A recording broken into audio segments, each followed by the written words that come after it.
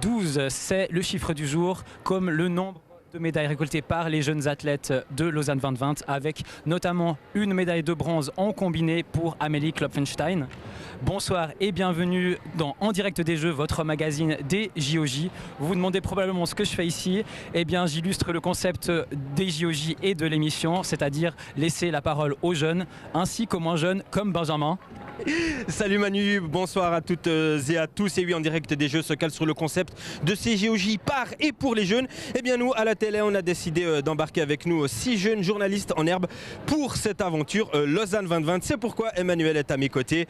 Aujourd'hui, bienvenue sur notre plateau Emmanuel. Merci Benjamin, on est ici à la place centrale où se déroulera dans quelques instants le spectacle Body City qui s'inscrit dans le cadre de Lausanne en Jeux. Et pour en parler, je reçois ce soir le chef de projet Fabrice Bernard. Bonjour Fabrice Bernard, alors comment se passe ce début de festival pour vous ? Bonsoir, ça se passe, je dirais, aussi bien que pour les médailles suisses, ça veut dire formidablement bien, avec énormément de monde, des moments pour nous très forts, très émouvants, avec toutes ces familles, tous ces enfants qui viennent à Lausanne, au centre-ville, pratiquer le sport, assister bientôt à des spectacles. Et c'est vrai que c'est la réalisation de 2 ans de travail et on est vraiment très heureux. Je crois que dans ce cadre de Lausanne en Jeux, Fabrice, vous me parliez tout à l'heure d'une petite exclusivité. Il y aura un petit prodige qui sera là ce soir. Oui, alors on a la chance, ce soir est prévu à 20h sur ce bowl que nous avons placé à la place centrale. Nous avons des démonstrations de skateboard et de BMX et nous aurons une skateuse anglaise qui s'appelle Sky Brown qui est très connue et qui ambitionne d'être la plus jeune sportive sélectionnée pour les grands Jeux, les Jeux Olympiques de Tokyo 2020. Merci Fabrice un peu pour l'aspect animation. Pour le côté sportif se déroulent en ce moment même les compétitions de patinage artistique à Malais 2.0.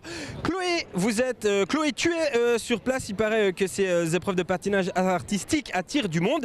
Est-ce que ce soir Malais 2.0 fait ça le comble ? Alors oui Benjamin, en effet, c'est plein et le show est au rendez-vous. Quelques 6000 personnes sont venues, ont fait le déplacement aujourd'hui pour les compétitions. Et derrière moi, là, vous pouvez le voir, il y a même le programme court des femmes qui est en train de se dérouler. Tout bientôt, il y aura une Suissesse, on va certainement la voir. Mais avec moi, à mes côtés maintenant, Cédric Monod, 3 fois champion suisse de patinage en couple et notre consultant. Bonjour. Et comment expliquez-vous le phénomène, l'engouement qu'il y a autour du patinage artistique ? Alors en fait Lausanne ça a vraiment une tradition de patinage. Il y a eu les championnats d'Europe, il y a eu les championnats du monde. Chaque année depuis presque 20 ans ça fait le plein quand il y a Art on Ice. Il y a Stéphane Lambiel qui était quelque part lausannois aussi puisqu'il s'entraînait à Lausanne. Donc il y a une grosse tradition. Et puis là on a Noah Bodenstein qui est aussi au club des patineurs de Lausanne. Donc ceci explique cela. Oui, et vous avez déjà jeté, je pense, un coup d'œil sur les différentes prestations de ces JOJ. Et comment s'en sortent les jeunes jusqu'à maintenant ? Alors, le niveau est très très bon. Sans grande surprise, pour l'instant, chez les hommes et chez les couples, c'est les Russes qui dominent. Ils ont les deux premières places dans les 2 catégories, avec vraiment des programmes très solides hier lors du programme court. Et puis une bonne prestation de Noah Bodenstein, justement, qui a fini 9e avec un programme très propre. Pas forcément la plus grosse prise de risque, mais du tout bon niveau, puisque dans un programme court, ce qu'on cherche, c'est de ne pas faire de faute. Et lui n'a pas fait de faute, donc mission à moitié accomplie pour l'instant. On verra demain lors du programme libre. Et quelles sont vos attentes alors pour les prochaines prestations et surtout du côté helvétique ? Alors, globalement, au niveau du spectacle, moi j'ai envie de découvrir quelque part des nouveaux patineurs, des patineurs qu'on verra peut-être aux Jeux Olympiques de Cortina en 2026. Et puis, je dirais aussi voir un petit peu comment le public découvre ces patineurs. Pour l'instant, vous l'avez dit avant, l'ambiance elle est géniale. Il y aura aussi beaucoup de bruit pour les Suisses. Je me réjouis de voir un petit peu comment Malais va s'enflammer. Alors je pense que Malais va vraiment s'enflammer. Merci Cédric. Et voilà Benjamin, c'est ici que tout va se passer pour le patinage artistique. On pourra d'ailleurs retrouver Cédric Morneau demain dès 14h en direct sur la télé pour commenter aux côtés d'Anthony Leber le programme libre des hommes. Merci Chloé, vous le voyez, je me trouve dans les coulisses de Body City. On va se déplacer un petit peu et on va aller notamment à la rencontre d'Ilona. Bonsoir Ilona. Bonsoir. Comment ça va? Très bien et vous? Ouais, magnifique. Expliquez-nous un petit peu votre rôle dans ce spectacle. Qu'est-ce que vous faites? Moi je fais partie de l'école Rudra. Donc on va danser, on fait aussi des percussions et voilà. Et voilà, je pense que c'est déjà pas mal. Participer à un événement comme les Jeux Olympiques, ça doit être extraordinaire. Chance aussi pour nous qui sommes jeunes, tout ça. Vous êtes satisfaite à 100%? Ah oui, c'est trop bien. On est bien accueillis en plus. On a des pommes, du café. Pour les danseurs, c'est bien. Il y a tout ce qu'il faut. Voilà, Emmanuel, vous voyez, il y a tout ce qu'il faut pour se substanter dans les coulisses ici de Body City.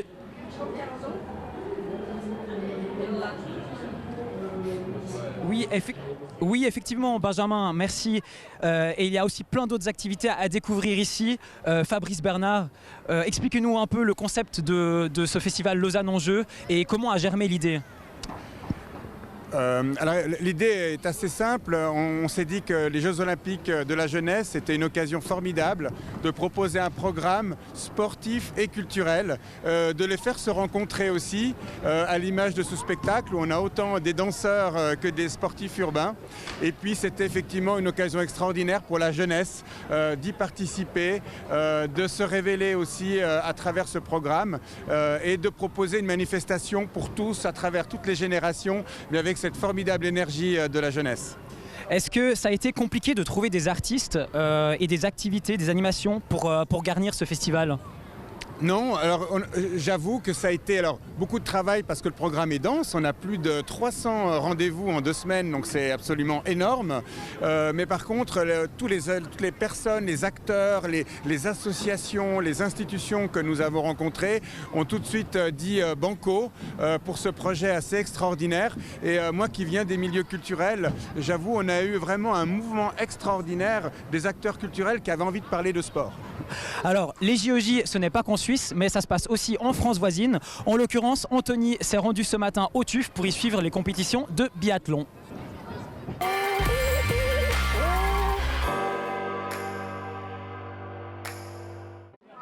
Des drapeaux déployés, des fans massés en nombre et des médias parqués dans leurs zones respectives. Pas de doute, la ferveur des Jeux Olympiques a atteint le centre nordique des TUF, un aboutissement pour son responsable. On avait hâte que ça commence et aujourd'hui de voir tout le monde là sur le site vraiment en fonction et tout se passe plutôt très très bien. Donc en tout cas on est content, les gens ont le sourire, tout le monde est serein et c'est plutôt bien parce que c'est aussi l'objectif, c'est que les gens se fassent plaisir.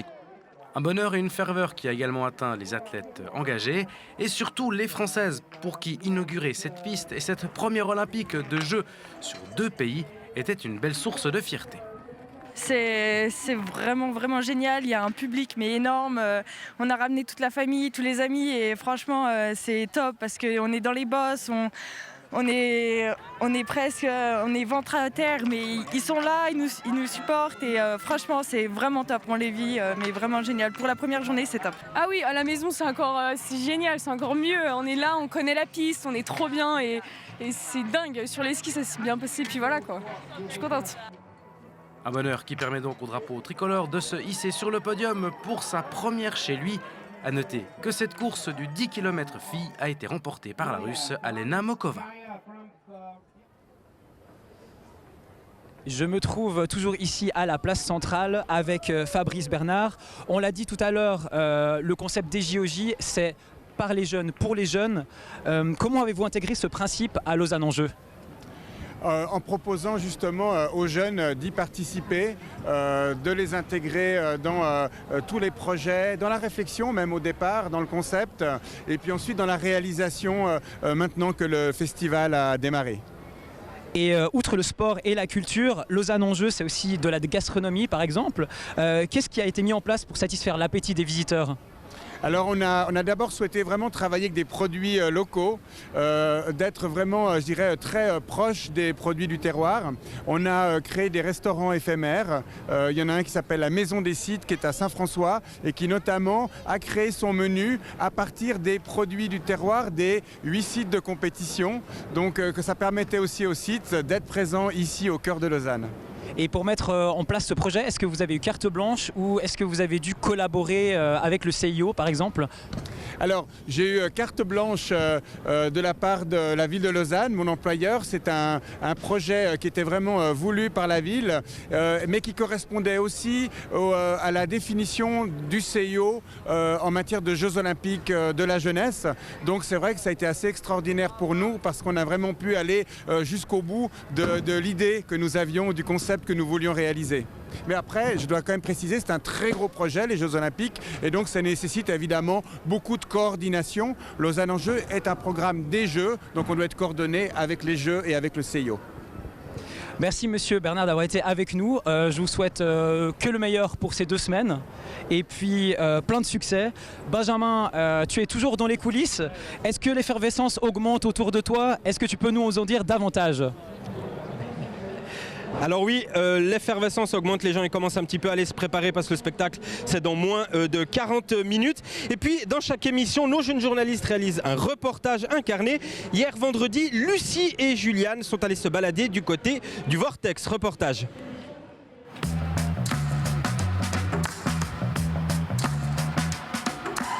Bonjour, aujourd'hui on est au Vortex, c'est le village olympique que vous pouvez voir derrière moi et on va aller à la rencontre du responsable du site, Sébastien Doxer.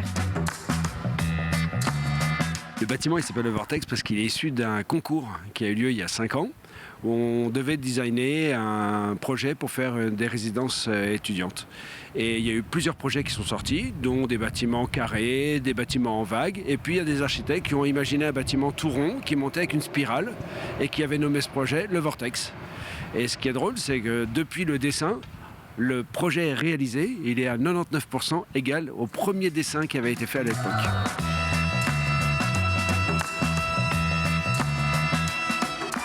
Lundi, mardi, on a accueilli 1500 personnes qui sont arrivées des 4 coins du monde, de 80 pays. Et puis aujourd'hui, le village il est plein. On a 1485 personnes qui ont dormi hier soir ici. C'est des athlètes et puis 40% d'accompagnants. Des kinés, des délégations, des entraîneurs, des coachs. Et puis on a encore à peu près 20% des coachs qui, eux, dorment à l'hôtel parce que le village il n'est pas extensible et puis ça doit rester le cœur du cœur. Tout se passe comme prévu, c'est même au-dessus de nos attentes. On a beaucoup travaillé pour être prêt à jouer, à gérer l'impensable. Et puis pour l'instant, tout se passe hyper bien. J'ai retrouvé Corinne Staub, qui est chef de la délégation suisse. Et bonjour Corinne. Bonjour. Alors, est-ce que vous pouvez me dire si vous êtes bien installée? Oui, on s'est très bien installés. On est arrivé le dimanche, en fait, mon collègue et moi. Parce qu'on devait regarder un petit peu les chambres, on devait contrôler tout. Et puis la délégation, elle est arrivée mardi et mercredi.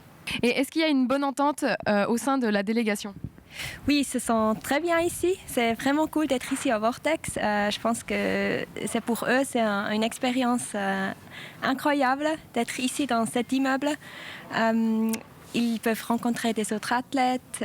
Ils sont mélangés un petit peu dans la délégation suisse entre les sports.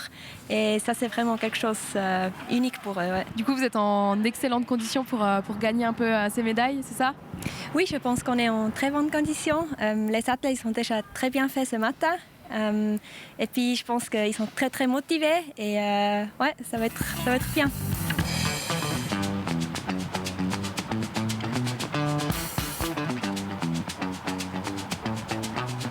Voilà, c'était ça le village olympique. Et retrouvez demain Joël pour son émission sur le e-karting. Salut! Voilà, nous sommes toujours ici à la place centrale et comme vous avez sûrement pu l'entendre, la Suisse a raflé 4 médailles hier en ski alpinisme, 2 en or et 2 en argent. Et j'ai envie de dire qui de mieux ici sur le plateau pour en parler qu'un ancien vainqueur de la patrouille des glaciers, Yannick Ecker. Bonsoir, bienvenue. J'imagine que vous avez vibré hier à Villars. Racontez-nous un peu votre journée. Bonsoir. Alors oui, effectivement, hier à Villars, c'était quelque chose de magnifique, de magique. C'est l'entrée du ski alpinisme aux Jeux Olympiques. Et comment mieux commencer que le doublé chez les hommes, le doublé chez les femmes. C'est juste incroyable. Et les frissons étaient là de voir ces jeunes athlètes qui représentent la Suisse, qui représentent le sport. Et le sport olympique, c'est incroyable. Vous l'avez dit, c'est une discipline inédite. Donc qu'est-ce que ça vous fait de l'avoir enfin représenté au niveau olympique en fait ? C'est une grosse fierté parce que c'est le rêve de tous les athlètes de participer un jour aux Jeux Olympiques. Voilà, il n'y a pas plus grand, il n'y a pas plus haut au point de vue sportif. Et de voir les jeunes, leur excitation au départ, de voir cette excitation qui est nouvelle, qui était plus importante que sur des courses normales, c'est là qu'on se rend compte de l'ampleur de l'événement. Est-ce que Yannick, c'est possible juste d'expliquer brièvement les différents types de courses qu'on trouve durant ces Jeux en ski alpinisme?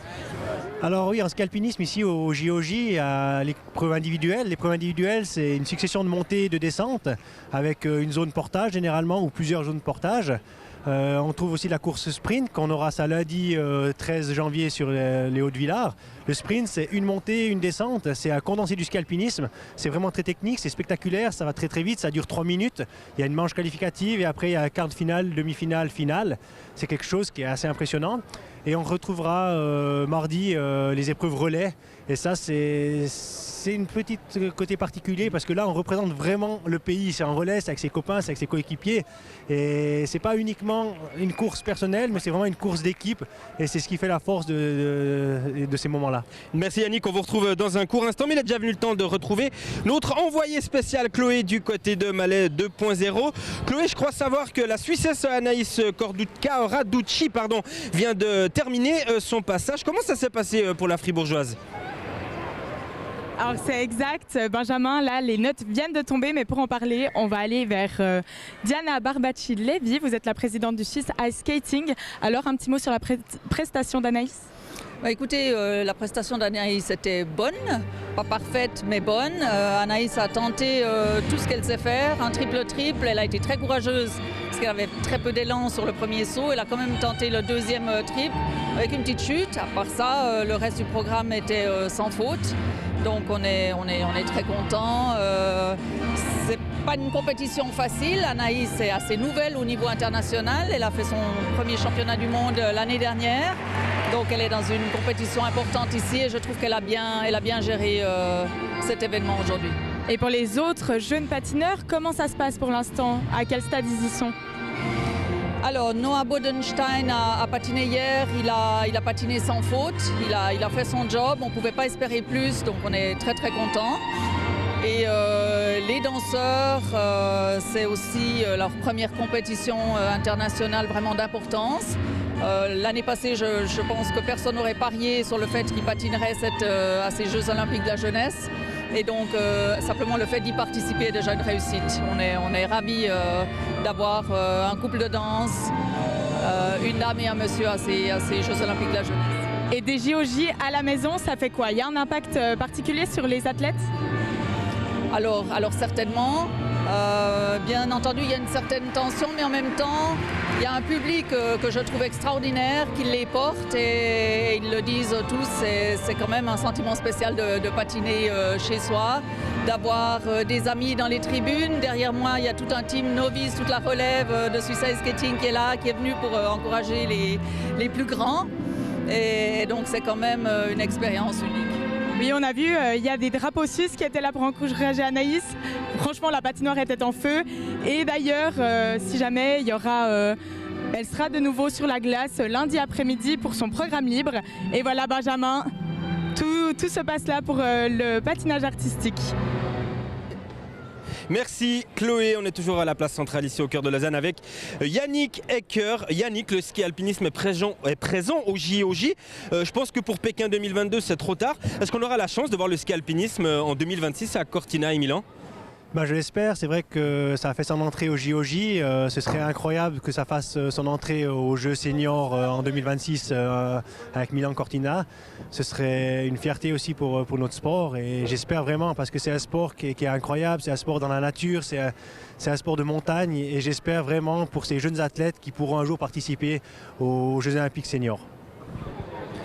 Revenons à nos médaillés de la veille. Yannick Ecker, concrètement, pouvez-vous nous dire, y a-t-il un encadrement particulier pour ces athlètes dans cette discipline? Est-ce qu'il y a une structure dédiée? Alors oui, effectivement, en Suisse, on a la chance maintenant, depuis 3-4 ans, il y a vraiment le Club Alpin Suisse, la fédération fêtière du ski alpinisme, qui a mis en place des centres régionaux pour les athlètes.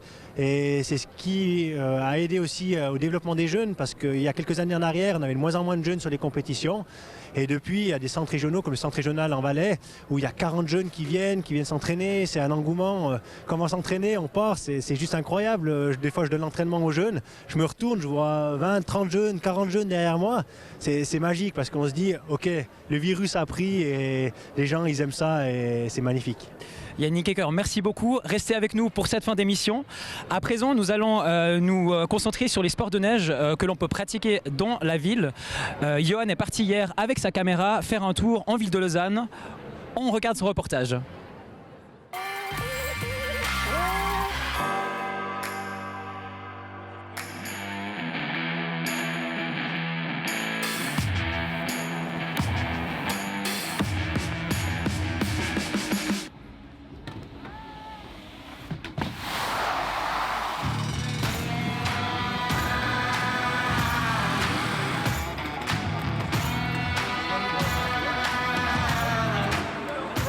On a essayé de faire venir les montagnes au centre de la capitale olympique pour que les Lausannois, les Vaudois, les gens de passage puissent profiter de s'initier à des sports et puis de vivre ces Jeux ici au centre-ville.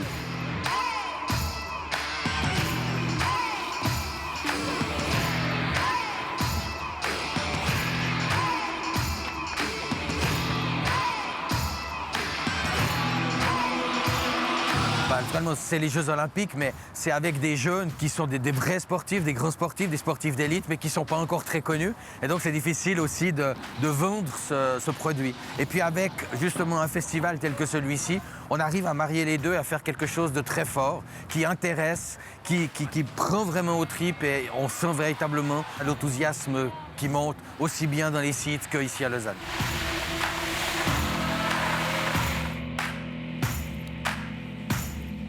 Le mercredi après-midi, le jeudi soir, le vendredi soir et le week-end, eh bien, c'est ouvert au public. Vous pouvez ici venir faire du ski à n'importe quel âge. Vous serez entouré, sans risque, tout est sécurisé. Et donc vivre une expérience fantastique parce que je pense que ça ne va pas être souvent que vous pourrez descendre à ski la rue Pépinet.